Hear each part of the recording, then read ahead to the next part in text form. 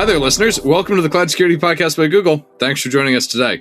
Your hosts here in a random office in Seattle this week are myself, Tim Peacock, the Senior PM for, well, a bunch of stuff in Google SecOps, and of course, Anton Chuvakin, a Reformed Analyst and Senior Staff in Google Cloud's Office of the CISO. You can find and subscribe to this podcast wherever you get your podcasts, as well as our new video format on YouTube, youtube.com/@CloudSecPodcast. If you enjoy our content and want it delivered to you piping hot, don't forget to hit that subscribe button. You can follow the show, argue with us, and the rest of our Cloud Security Podcast listeners on the Google Cloud Security Community page. Anton, we have two returning guests today, and we are talking about, well, not perf reviews, but SOC metrics, which I guess kind of look like a perf review of your SOC performance. I think this was one of the most surprising episodes in recent history because it combined some of the, profound insights about how Google does DNR, detection and response, with the client experience. Yeah. So to me, this was, I don't know, I think you had the idea to combine two of these return guests in the same episode, and the result is just epic. This is the lovers of how Google does things would love it, and customer story lovers would love it as well. So a lot of love going on. I don't know. I think there's a lot of love, and we have, of course, a lot of love for these two guests, but what I love about this episode is that we get really practical advice on how to think about specific kinds of metrics, how to think about your metrics program overall, and how to think about how your metrics might or might not change with the arrival of AI in your SOC. And so maybe before Anton and I give any other spoilers, listeners, let's turn things over to today's guests. Today, we are lucky enough to have two returning guests, fortunately this time not trapped on an island and, well, somewhere in Europe. We're joined today by Alex Pabst, Deputy CISO at Allianz, and Mike Sino, Director DNR here at Google. Super stoked to have the two of you on the show. This is an episode that is a long time coming. We want to talk about SOC metrics today, and I think I'm going to steal the first question. Sorry, Anton, because I'm already talking. I want to start with, are we here to bury Caesar or to praise Caesar when it comes to the death of legacy metrics like mean time to detect and mean time to respond? How do these change in an AI world? Are they still relevant? Tell us the fortune unto Caesar, please. I think it's evolve Caesar. I don't think it's bury Caesar or praise Caesar. I feel like metrics have to constantly evolve with the technology and just the situation, right? There are times we add additional metrics to my reviews for my team when certain projects are going on or whatever, and then we'll drop them.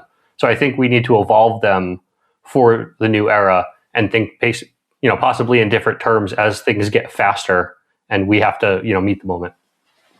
Yeah, I think I can echo that, right? So to me, there's kind of like three levels of metrics that we look at. We've got the technical metrics that we look at in the SOC, which is like all the, how fast is your, well, it's probably still mean time or 95% response time or whatever you look at. And then the further out you go from there to what I would call operational or strategic metrics, I think they are most stable, right? If you talk to a board and you talk, I don't know, if I talk to our board and tell them about mean time to respond or mean time to detect, their eyes glaze over. Right. So I think depending on the level of metric you look at, you see some move faster versus others are more stable. But I want to sort of introduce a very brief rant. I hoped Michael would kind of hammer it harder. So I'm going to give him a bigger hammer. I feel like people who obsess about MTTD and MTTR and just speed and time metrics occasionally teach to the test. They say, well, can you click the button faster? And people do click, click, click, click, and everything is faster. But everything is 10% faster and 2 times worse. So, I've been kind of, in theory, understanding of why people like MTTD, MTTR. But is there any way to sort of do a modernized version of that doesn't motivate people to just do things a little faster and much worse? Let me steal that one, right? So there's lovely. Yeah. Oh, wow. Good. Alex wants the hammer. I want the hammer. No, there's a great quote that I wrote down. It's by Charlie Munger, the vice chairman of Berkshire Hathaway, right? So the quote is, show me the incentive, I'll show you the outcome. Exactly what you described, right? That's why, to me, there's different levels of metrics. To me, it makes sense to collect all the metrics and all the data that we can for SOC internal use. Because even there, it's still useful to know how fast do you respond, what percentage of your incidents are fully automated, how much AI do you use, all those things, right? As soon as you start reporting them out and they become an incentive, which I think in Google is slightly different from a traditional company where I think you're used to dealing with data and having certain numbers without necessarily having them as an incentive. For us, any number you give out, people go like, oh, you need to, increase that by 10% or decrease it by 10% or whatever happens. And the whole mean time, as you said, I think we're going to go away from that, right? One thing is that mean is a very, very bad metric overall in the first place. Yes. Right? Because you can have one incident that takes 3 days to resolve, and then you have a million incidents that take 30 seconds because they're automated, and you have a great mean time. So I think we're going to see that being adjusted. We're probably also going to see the base on which we take those numbers change, right? If it's fully automated end to end and it's done in seconds, I don't care. That's not the thing I need to worry about, right? I want to look at the stuff that gets stuck, where no analyst is assigned because something broke, where the incident resolution takes forever. Although I do think you should care eventually, right? Because as the SOC transforms and we do more and more automated, we need to follow along, right? So what's happening there? It's completely different metrics. Yeah. Because I'm kind of halfway there of mean time to detect, mean time to respond are bad incentives because it's how fast can you click a button. But at the same time, I think they need to be paired with other things, right? So it's how fast did you click the button and did you do a good job on the ticket? Correct. Right. So we're using AI to actually evaluate subsets of tickets and reopen them if they don't meet certain criteria. Now it's all very early, so I won't say we're doing it on every ticket, but now did you meet the SLO? Because we have SLOs as well. And then it reviews and says, you did everything you were supposed to. The summary is great. Close the ticket or move it forward, or it kicks it back to the person and they look at it. So we're looking at a quality metric and a time metric, not just time, because I think time it's a bad incentive, right? Because people will try to game the system. My first job was at a call center, right? And we were tracked, like how long could you stay on a call, and you could be on like for 5 minutes or whatever. And the first thing everybody did was figure out how to game the system so you could get the best metrics. But we were teaching to the test, right? We were managing to the metrics, not actually the quality of what we were doing. Nobody cared, right? Right. Of course I did, because I was the model employee, but that's a different. Yeah, obviously. Yeah. Obviously. That's how you ended up here. Yeah. So, Anton, do you want to ask the next question then? No, apparently you witnessed the situation described in that question, so you should probably go with that, because the whole maturity triangle, I may become too obsessed. So please ask. Oh, no, I didn't witness this. This is, I witnessed this and Mike witnessed this, and I'm hoping we can share this. Okay, so can guests ask the question to each other, perhaps? Yes. Yeah. Do our job. Anton and I are going to get replaced by AI anyway, so you too. I'll try. No, so Mike, one of the things, we met in Zurich last year, and we had a great conversation on how to measure maturity of the SOC in general, which to me is a great metric. Obviously, it's very hard to put hard data behind it. Yeah. And the great thing that Mike and his team, drew for us, or kind of built out, was what I would call a triangle or a pyramid, where you look at kind of the infrastructure that goes across everything at the bottom. And then as you go further up, you go through the different layers. That's called an operating system, application, data on top, depending on how you look at it. And then you look at the maturity of each of those individual pockets in terms of detection, in terms of response, in terms of, whatever else. And I think the question, Anton, or Anton or Tim, that one of you was going to ask is, how does that triangle change now that we get more automation and AI into the game? How does that change? I think it's a great question. I don't have the answer. So, Mike, I'm looking at you for that one. Yeah, I don't have the full answer. So you're talking about the triangle with all the surfaces. Yes, right? correct. Yeah, exactly. Surface maturity, like base level all the way up, right? Yeah. Or as I think about it, sometimes the triangle of doom. But I think with automation, there's another layer in there, right? Because you're now managing that automation or AI, let's just say AI. Mm-hmm. But it affects each of the points in the triangle independently as well, right? Because we still end up with possibly one more mature than the other. Yeah. Right. But I don't have the full answer. It's actually something we're debating right now, is like, what are really the implications here as we're doing more AI related automation? Because I mean, honestly, like, we've done automation for 15 years. We're, well further than a lot of teams on kind of what we're doing. And, when I look at it, some of the industry is trying to invent solutions for things we've been doing for a long time, but differently. Right. So, some of it's inbuilt into that model, and some of it I think is really up for debate right now and how we deal with it as we use, more agentic solutions, as we modernize the SOC, as we have agents writing detections, because all that goes into that pyramid. And maybe my hypothesis would be it's not necessarily the metrics that change. It's probably the goalposts that you put on those metrics, right? Because as you automate more, and this is a hypothesis, I think, but we'll see if it comes true or not. But as you put more automation in, and if you put proper quality automation into, go to Anton's point, you'll see that, all the metrics you take, that they're getting better, right? So you kind of start moving the goalpost. At least that's what I try to do to the team. Well, the goalposts are going to move. And they're really going to move. I don't even know if we're going to have, we're moving the field across the world. Across the world, yeah. It's not even pushing them forward, because as we do more and go from hours to minutes to seconds to, less than seconds in this, everything changes. Yeah. Right. And that's kind of where we need to be. I mean, we're working on models that we want to be there as it's happening. Right. So rather than detect and respond, infer and interrupt, and say, hey, Tim's doing something sus, because he always does sus things, and we're going to send him a challenge, right? So we're going to say, why are you doing this? Or we need an ID challenge to make sure it's you, or something like that. So it's not omniscient, but it's there much faster than detecting it after the fact and then going and talking to Tim and saying, why did you do this? We're saying, why are you doing this? Yep. Right. So it's, changing the goalposts, moving the goalposts, and moving the field all at once.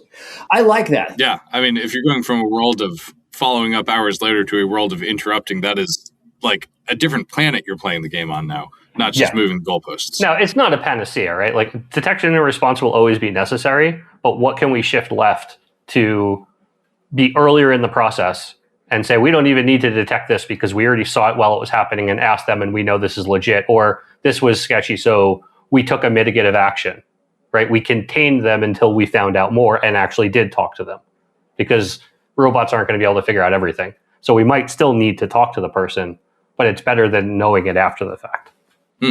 Yeah, and I think that brings us back to metrics to some extent. And by the way, before I go ask the next question, just a reminder, there are still organizations when the average detection is measured in hundreds of days, last time I checked. So if somebody is shifting from days to hours, and then shifts from hours to minutes, and then from minutes to seconds, and then from seconds to real time, we should be somewhat supportive of the people who have shifted from 237 days to 122 days before they detect.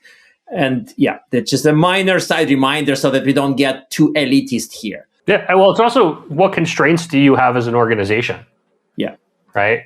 Yeah. To be fair, you're 100% right, Anton, right? Like, it's what constraints do you have, funding-wise, staffing-wise, and everything else, that helps set the bar. Or regulation-wise, right? Or regulation-wise. Yep. Let's not forget that. Yeah. Yeah, I don't want to steal the topic and shift us to vulnerability management, but it reminds me of my many Gartner experiences when no amount of beating can accelerate patching beyond a certain time frame at a company. I kind of called it a patch sound barrier. Like, there's nothing you can do. You can order everybody. You can threaten to fire. You can give 5,000% bonuses, but patching cannot go faster than certain X. And that X is just seem to be like an immovable object. And I think in DNR, it's a bit more fluid. At least that's my impression. It is. But in the MVM, it was just like, there's a hard limit. And if you discover it, that's it. You have to transform or you're stuck. In any case, sorry, what I want to actually ask is not that. That's quite a side quest there, Anton. It was a bit of a side quest, yes. Direct question to Mike about metrics that we use, right? Kind of toil reduction. How do we measure the humans versus machines part? I remember from one of the earlier diagrams your team shared was the whole cost of a detection in terms of time, because if a human does shoveling, human charges human rates, but if the machine does it, machine charges robot rates, and that's cheaper. So I really was impressed at the time by that. But what's the current state of affairs? I mean, whatever you can share, of course. So currently, for the agentic work that we're doing, right, we have several agents running. I'll give example of one that's deduping tickets, right? Because you get tons of duplicate tickets. So what we're tracking really is the operational reduction. So what % of the tickets were closed and touched without a human having to interact with it at all, right? So, we look at the percentages. When we have a dashboard for the percentages, but we look at the percentages. We also look at, how much of it, because we still have humans looking after the fact and kind of sampling to make sure that it's not going completely off track. What was the result of that? So we'll look at the accuracy, and then how many incidents or how many of them were wrong. So that's where we are. It's a very simple metric to track right now, but that's the report I get.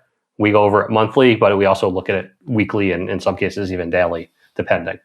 It's been very largely successful, but we're also taking a very cautious approach in how we implement agents, because we also know that we basically have a zero fail mission. So we need to ensure that the accuracy, we're as accurate as possible. We know we'll never be 100%. Humans are at 100%. Yeah. But, we take it carefully, and we start with, humans in the loop, and then humans over the loop, and then some checking. And then, maybe eventually one day we'll set it free because we love it. But that's where we are right now. But it's some very basic metrics that we're tracking right now there. Perfect. I wanted to pick on this regulation thing as well, because Anton can't talk about regulations. No. I would be triggered by auditors. Yes. Yeah. So I'll ask Alex the AI question, which is the AI regulation question, which is like, how are you navigating the regulation side of this, and what are the metrics around that? Like, how does that come together for you? Because I think you're maybe our most regulated guest. Maybe. That's a questionable honor. Yeah, questionable honor. Yeah, that's quite the title. Look, I mean, regulation on that side, like the written regulation, as we all know, is normally behind what's happening on the technology side, right? So the regulation, including DORA that we got last year in Europe, that was actually created 4 years ago. So they normally either regulate high-level concepts, right? So you need to have a SOC, you need to respond in some decent amount of time, you need to report within 24 hours. They don't go into the details in the regulation itself. That doesn't mean that the regulator themselves don't come and audit you and tell you, hey, the spirit of the regulation in our mind is X, Y, Z. To this point, they look at outcomes, at least for us, right? So they want us to be able to detect at a certain time. We have these, I think I talked about them in the last podcast, we have these TLPT, threat-led penetration testing exercises, where basically we get a red team in and the red team reports directly to the regulator. And they're actually happy if we detect them. We're happy if we detect them earlier, and the regulators as well. So I don't think we have direct regulation on that yet. What we do have regulation on is, or what the regulator is interested in, if an incident happened, it needs to be auditable. And doing something in an auditable way with a non-deterministic AI sometimes is tricky, especially if something goes wrong, right? How do you explain to the auditor that alert that popped wasn't looked at because the AI decided it was not interesting?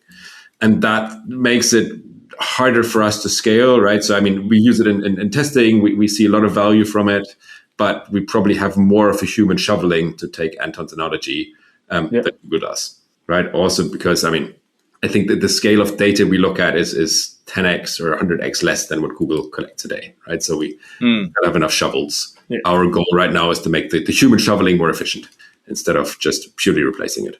Mike, I'm curious for you. Have you thought about how you would explain to, say, Google's board or Google's regulators if the AI missed it because it thought it wasn't interesting? I mean, right now, we have decent observability. I would say it's still non-deterministic. So we've had to.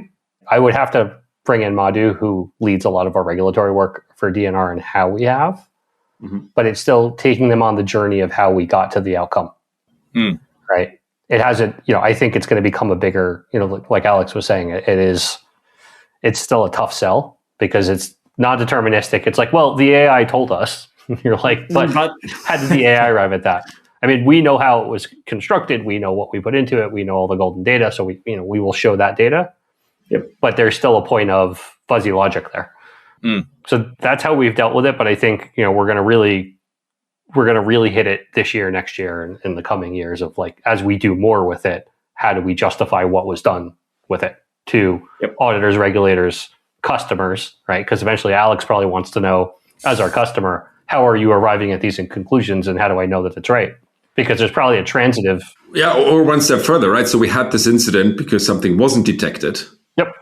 Why? Yep. So this reminds me, and this I think is useful in the whole AI readiness for SOC work that I've been doing, kind of points out that being okay with uncertainty. And people, of course, have trouble with explaining it to auditors again, not to go on that tangent again. But the fact remains, we'll have to be okay with uncertainty. And it's kind of like if auditors argue with physics, physics still wins.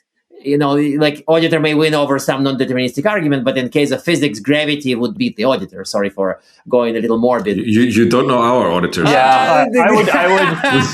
Okay. Anton, I don't know if that's the case, depending on the region you're in. Like, we've been in some really, really interesting audits that I would say they beat physics, right? Like, okay, I withdraw my question. I'm going to ask a different question. Sorry, I just have an image of like an auditor going out a window in Anton's mind. I think that's what he's actually getting at. Auditor versus he's going physics. up though, out of the window and up because he beat gravity. Oh, that's scary. It's basically the Matrix, right? We can change it a little bit, but we can only change it so much.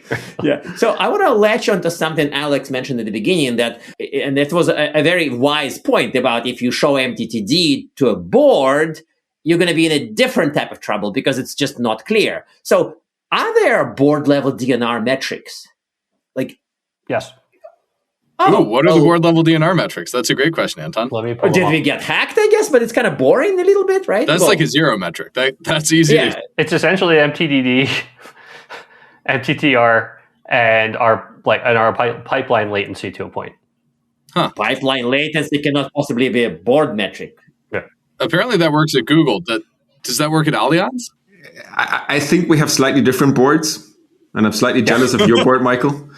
So for us, I mean, the language of our board is risk, right? And it's risk normally in terms of dollars or euros, right? So to me, the further you go up the stack from tactical to operational to strategic metric, the more fuzzy the metric gets on the underlying components of that metric, at least in Allianz and in my world, right? So yes, if I talk to the board and tell them, hey, we have a pipeline latency of 3 milliseconds, they'll probably shake my hand and at the same time guide me out of the room. So the discussions we have is mostly around, how much risk did we reduce? What incidents did actually happen? I mean, some people try to tell them how many incidents or attacks you blocked, which I think is the worst metric you can come up with. Firewall we don't scans, do that. Port scans hitting your firewall is the board metric. Yes. Hey. Hopefully not, right? But there are people out there that try to sell fear, right? It's like, we blocked 3 gazillion packets last year. That's like, well, congratulations. You put a device on the internet. No, so for us, it translates up, right? So it's it's risk exposure. And then the question the board ultimately wants to know is our risk exposure within our risk appetite? Yeah. And if not, what are we doing to either get it back in or stop it from moving out of that? And let me be clear, right? Those are not the only metrics that roll up to the board. They roll into the board level metrics. Okay, yes. That cover the risk, right? Yeah. So those are all presented to the board, but from like DNR specific, it is the incidents, but it's the pipeline latency, and then where are we in terms of our detection infrastructure? So those are a couple, but there is a ton that gets rolled up to the Google board. So it's not that easy. They prepare the deck every quarter, and then my boss goes and presents all of that to the board. But I don't know, it's like 30 slides of various things. Wow.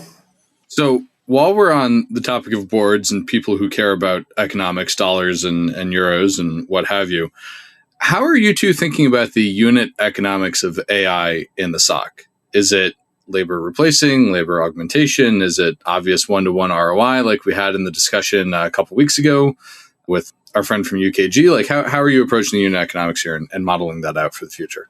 I mean, for us, it's not replacing labor. We look at it as turbocharging labor or getting rid of their triage, Toil, or whatever it is, because we can't get enough good analysts, right? So I don't know, Mike, I think your automation ratio is slightly higher than ours, right? We're not even at a 50% ratio, which I think would kill Google if it were that low. But for us, it's, as I said before, right? So we need that auditability. We need people to look at pretty much any alert, even if AI went over it. But now they can just glance at it and say, like, yep, this feels right, or this is right, this is wrong. Actually, this IP address is internal or external, or the other way around. That's how we use it. There are some automations, not necessarily AI-driven, but just like pure automation. If you report a phishing mail, that automatically gets processed, blocked, yada, yada, yada. But that's deterministic flows. So that's how we look at it. So the unit economics, it's just allowing us to do more with less. And we need to do that, right? So, human productivity enhancement. Yeah, it's productivity enhancement overall, also human. But what we're seeing is, I think we're seeing a 30% increase in incidents or alerts actually year over year, right? We can keep growing and I mean, as much as I would love to, but like in 10 years, we deploy half the world. Yeah. I mean, it's the pursuit of sublinear growth, right? Correct. Thank you. I look at it very similarly. I think it's augmentation right now. Like, I don't think it replaces humans, and I also think it doesn't replace the critical thinking skills of a human. Yeah. Right.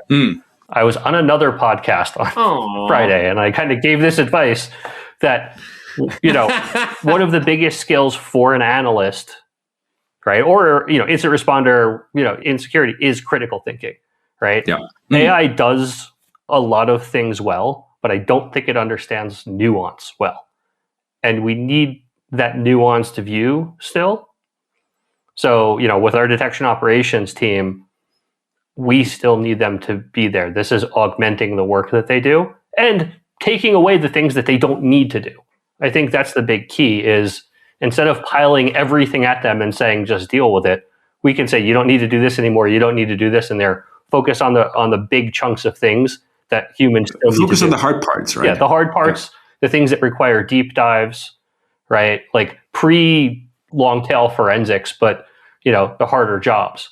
And from that, I mean, the economics are hard, right? Eventually, space, disk, RAM, processor, all of this just in general come at a premium, add on TPUs, et cetera, right? But then, moving back to detection engineering, it's kind of a similar thing. We still need humans doing detection engineering, but at the same time, I want to get to a point where a lot of detections we're not touching. We're not writing, they're writing themselves, right? The AI is writing them. Yeah. Right. Or updating or adjusting them or fixing them or something. Yeah. Yeah. The AI is managing all of that, and we're writing the 20 or 30% that still need human interaction. I want to touch on the economics very briefly. Initially, I wanted to have some kind of a pithy, mildly disdainful remark about this, but now I feel like it's a very exciting topic. And the reason for this, I'm sorry, I'm laughing at my own jokes. So somebody has to laugh at them. Well, there's that, yeah. So some of the AI SOC vendors would show up, and somebody shocked me by saying there are more than 40 vendors, but then the other person said there are even more than that. A lot of them secretly try to sell savings by getting rid of humans. Yes. Right? And it doesn't really kind of works out well for them, and, sad to be them in that sense. But the alternative model is more difficult because, like, if we say, hey, same humans can do more, same humans can do better, same humans can cover the increasing volume of threats. Now we're going to have agents hacking us, so we need more resources. So to me, these are good arguments, but they're not very economical. They're not very economic. So how would you turn this productivity into something that strikes almost as hard as get rid of the humans, which is false, but it's striking? I think the economics will change over time, right? If you look at like when, calculators were first introduced, they were ridiculously expensive, and now you get them as a token out of a machine for 25 cents, right? I think over time, some of the economics will change. And the view is too that the normal SOC, my view is that the normal SOC operations, the security analyst job is shifting, right? We talked to the entire team last year, the year before. Everybody's jobs are changing, and we need to change with it. So I do think, while it doesn't, it's not like, well, we don't need the SOC anymore, and we don't need detection engineers, and we don't need incident responders anymore. I think the job changes over time, and we're navigating that change now. So we may need less humans, yes, and what those humans do might be different. So I think it's the companies that have jumped in and said, well, we just got rid of all our customer service agents and we don't need them anymore. I think that's premature. Right. Yeah, and there are enough stories of them hiring back the agents at twice the cost or whatever. Exactly. I mean, that's But I don't think it's all or nothing, right? I think, right now we're in this human in the loop, human assisting humans model. And as the technology matures, maybe we don't grow the team and the team's mission shifts to other things, other related things. But I don't think it's we don't need anybody either. Right. I think it's a, kind of a middle ground there. I think the economics, Anton, is what Mike said earlier. It's the pursuit of sublinear growth. Yeah. If you can bend that curve for an organization's long-term planning, there's ROI to be had there. Well, there's also a second level of ROI, right? If you can prove risk reduction through this or risk increase mitigation. For sure. That's also something that, on a higher level, people understand, right? We can say, look, we changed our cyber risk from, 100 to 90 by investing X amount. while the threat landscape outside increased. I think that's also a story that works, at least for our board. Well, I hate to do this, but we're coming up on time, and I think I have to ask our traditional closing questions. So for each of you, do you have a piece of advice to help people, better plan out their SOC metrics, and particularly how those metrics are going to evolve in the age of AI? And then 2, do you have recommended reading for people? And that could be anything except Anton's blog. What about my blog on SOC metrics? Come on. No. That you can read. No, look, I mean, to me, I like to think about metrics as a storytelling tool, right? Because they should tell a story. It's either to your own team, to the board, or to someone else. They need to be understandable and simple to measure. In terms of something to read, so I don't know, Anton, if you're going to love this, but Ellie Mellon from Forrester actually wrote a nice report that's like 5 steps to better SOC metrics. Yeah, love it. That I really liked. And it's kind of helpful to give some perspective. You probably link to it as well. Ellie can buy us beer at Next. We both like Allie, and we'd like to have her on the show, but we don't have that kind of money. Yeah, well. I want to say we all have to remember that metrics are living things, right? That we're not chiseling them in stone like the 10 Commandments. Metrics need to evolve as our operations evolve.